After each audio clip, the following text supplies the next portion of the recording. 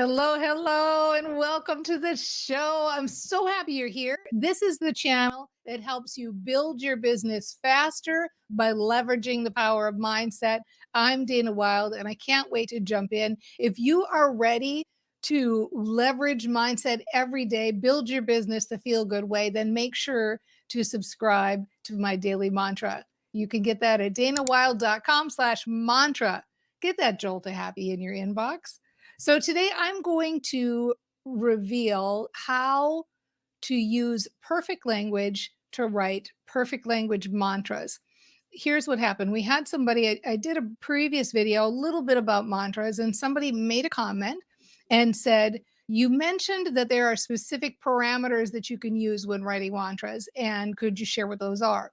So I thought I would do an entire video on how to use perfect language so that your mantras work. You got to have them work. I mean, that's the problem. We see all these things, and I'm telling you, I see a lot of mantras posted that are, if someone says them, they are going to have the opposite effect of what you want to happen because the brain has a very specific way of working. And if you know how to use it, if you know how the power of words and how to craft a powerful mantra, your brain will get on board and help you out. You might remember we've talked about the reticular activating system part of the brain. And the reticular activating system is like a little matchmaker that lives in your head all day, every day, sifting through the mucky muck. We've got billions of bits of information coming at us, sights and sounds and colors every minute of every day.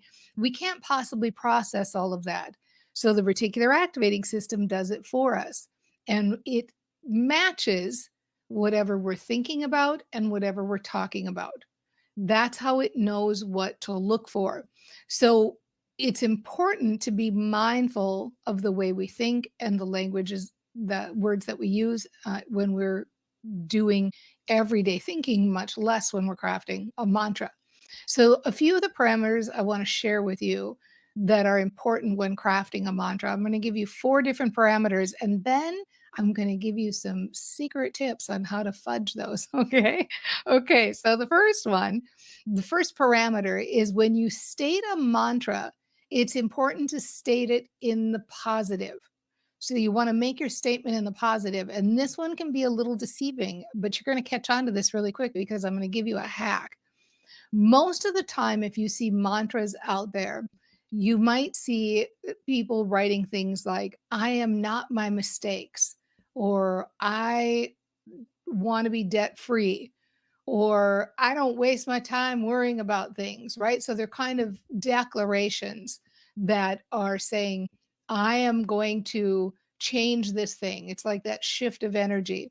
The problem is that verbiage, the brain, the reticular activating system matches the subject of the sentence.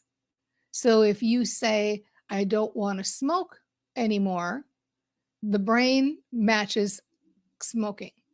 I don't want debt. The brain matches debt. Even I want to be debt free. The brain sees the word debt. It's the main subject of the sentence. I am not my mistakes. The brain sees mistakes, matches mistakes. I don't waste my energy, waste my energy. So you want to eliminate all those words like don't, right? So you're shifting it to the positive. It's not that I don't want debt, it's that I am financially free.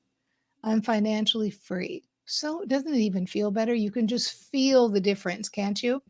I'm not my mistakes. I love myself as I am. Such a different shift in energy. So make your statements in the positive. I would even go so far as to say, focus on the subject of the sentence. Okay. Point number 2, the second rule of, I would call it a guideline. Let's not call it a rule. We like to break rules. So I'm going to call it a guideline. The second guideline is make your statement as though it's already happened. And again, this can feel a little weird until you know about the reticular activating system. So think about the mantras you've seen that use the word I will build $1 million team, or I want new clients coming to me, or I can and I will. I mean, how many times have we seen those words? I will build $1 million business. When you know about the reticular activating system and you know that it's a little matchmaker in your head, what you realize is that it's matching exactly what you say. So when you say, I want new clients, I want new clients, I want new clients, your brain hears, I want them, but I don't have them. I will have this. I will build $1 million team. I will, but not now. It's not happening now. So you must find a way to talk about the situation as though it's already happened. You must find a way to use language that feels like it's real. And this is going to move right into guideline number 3, which is make it believable. So part of the challenge with saying things as though they've already happened is that then we don't believe them. So we'll say something like, I have $1 million business. And the conscious mind says, yeah, right, sure you do. So we have to find that balance between saying something as though it's already happened, because you've got the matchmaker living in your head, matching exactly what you're saying, and being able to use words that are believable. Now, I want to clarify this believable thing because this is a kind of cool feature about the brain. And here it is. You don't actually have to quote unquote believe your mantra. The brain is so amazing that if you say anything you say, your brain believes it 100%. You could walk around just going, I have $1 million business. I have $1 million business. I have $1 million business. And your brain is like, got it. I believe you. I believe you. I believe you. That's the unconscious mind. That's the reticular activating system part of the brain. Now, the conscious mind, the brain, the part of the mind, the part that we hear chattering in our head all day that argues with us, not such a good friend all the time. So what happens is we say something like, I have $1 million business, and that other voice comes up and says, no, you don't. No, you don't. So what we're trying to do with this statement of being believable is we're trying to slip under the radar of that arguing voice in our head, that voice that wants to say, come on, you don't have that. So we have to find language that we can match, that will slip under the radar so we don't argue with it. So again, you don't have to believe it because your brain already believes it, but it has to be believable, because if it's not believable, your brain's going to argue with you. So a good workaround for this is, if you're making 10,000 a year, don't jump to $1 million a year. Jump incrementally to a little bit more and just say the little bit more amount. Your brain will match it. Say a little bit more, your brain will match it, and so on and so forth. Okay. The fourth thing, I think, in my humble opinion, is the single most important facet. And in fact, if you get this one right, you can throw out everything else for the most part. And the fourth one is, your statement has to feel good. It has to make you feel super positive. Go for the emotional impact. No wishy-washy language. Go for the vibe of it. Go for the vibe, and you'll start to get to be a mantra snob. You won't accept anything that even smacks of a little bit of like, oh, little weirdness, or I don't want this to match up. I just saw a mantra the other day, and I can see why people felt so powerful about it, because the mantra was, I'm stronger than I know, right? And you can feel like, okay, I could see why people would get behind that emotional impact of that. I'm stronger than I know. That there's a little hint of, I need to say that because I'm not strong. So you start getting to be a connoisseur of your emotions and a connoisseur of mantras, of really only wanting to say those things that feel so easy and fun and light. Okay, so those are the parameters for perfect language mantras. I talk about perfect language mantras in my Train Your Brain book. If you look in the description, you'll see a link to it, should you be interested. And by the way, since I'm doing call out, hit that subscribe button, please. You know how important it is. I appreciate you. Thank you so much. So other piece I want to talk about here is because it can be weird to walk around using perfect language all the time. Most of us are not robots. We don't walk around going, "I am abundant. I am loved. I am happy," right? "I am a money magnet. Good things happen to me." We just don't walk around like that, thinking like that. We're still living in this world. We're human beings. And so there are a few ways to fudge this. The reason I said the most important thing is the emotional impact is because many times we're not ready to say those kind of perfect language mantras. And so if you're in that situation, then speak about the current situation in a way that feels good and use easy language to get yourself into that feeling place. So, for example, the word but is a power word in the English language because, and other languages, you have to translate though, because what it will do is negate everything that comes before it. So you can craft a transitory statement, transitory transition to perfect language by saying anything that's real for you. My clients are broke, right? I don't have any business. Growing my business is hard. You can say any negative sentence you want to, but if you follow it up with the word but, and then say something positive after, your brain only hears what comes after the but. Growing my business is hard, but I'm finding my way and things are getting easier. But I'm attracting business anyway, but I'm making money anyway. But things are flowing to me now, but something has shifted, right? Anything you say after that word, but make sure that's very positive. Be mindful of the words you say after the word, but. The other piece is I like to use transitory statements that are kind of like cheater statements that get me close to where I want to be, and then I can eventually get there. So many times when you hear me talk on the show, you're going to hear me using rant sentences that start with things like, I'm starting to notice.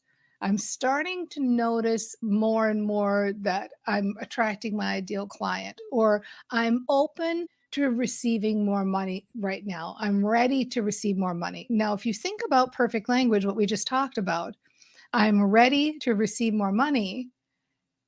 That matches up to that the money isn't here yet. I'm just ready to receive it.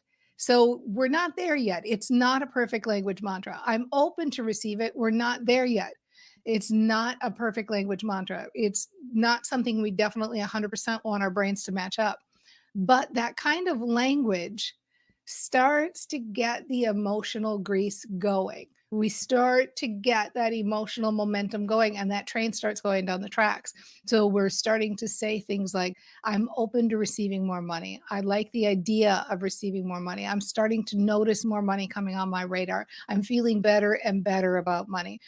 Things are getting better for me. I'm open to more money coming into my world in unexpected ways. I like the idea of unexpected money. It feels so good to think about money coming to me now.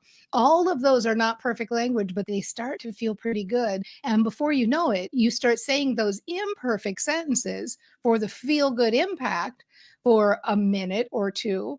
And pretty soon you're moving right into perfect language. So I challenge anybody here to say, I'm open to receiving more. I'm ready to receive more. I love the idea of receiving more. It feels good to receive more. I love the idea of being abundant. It feels good to be abundant. I'm open to being abundant. I'm ready to be abundant. You can't do that for 60 seconds before you're starting to go, I am abundant. I can feel the flow. I can feel the money coming in. I love that I attract money. I'm a money magnet. It feels so good. You can't stop yourself from rolling down that hill, from going down that track. You get that momentum going, and pretty soon you're using perfect language mantras. So there's nothing wrong with using imperfect language. The important thing is to know the difference and to be mindful of it and to go for the emotional impact, go for the feel good. Which brings me to one last thing about perfect language mantras. Very important that when you're saying them, you're not trying to make something happen. You're not like, oh, I'm going to say this until it happens. Like that just works the wrong energy. And more specifically, say them when you're already kind of feeling good. Because if you say them when you're not feeling good, they sometimes make you sad, and then you're really just affirming the opposite thing. So you don't want to use perfect language mantras. I am abundant, I am abundant. If you're not feeling abundant, you're just reinforcing the negative feelings you've got.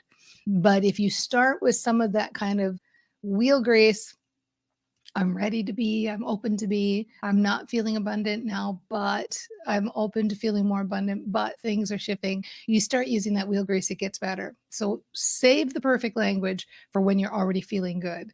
And none of us speak perfectly. That's the truth. I've been doing this forever, since the beginning of time. And every single day, I bust myself on different ways that I'm using language that probably doesn't serve me. But it's nice to know, and it's nice to be aware, because guess what? We're all in this together. You are here, you are official, you're a brain trainer, you're part of this channel, you are a brain trainer, you are having fun with words, you're having fun with playing with the different ways that you think about things. Because when you play with the different things to think about things, then you get different results and you bring different things into your life. So it's not about perfection. It's about enjoying the ride and having fun playing with this and getting smarter about it and being better. And you're doing that all the time. We're doing this together, and you're totally getting this. You're getting better and better all the time. You're understanding your brain more and more. You're using language in better ways. You're feeling better all the time. And it's only going to get better and better and better and better and better and better and better and better. You've totally got this.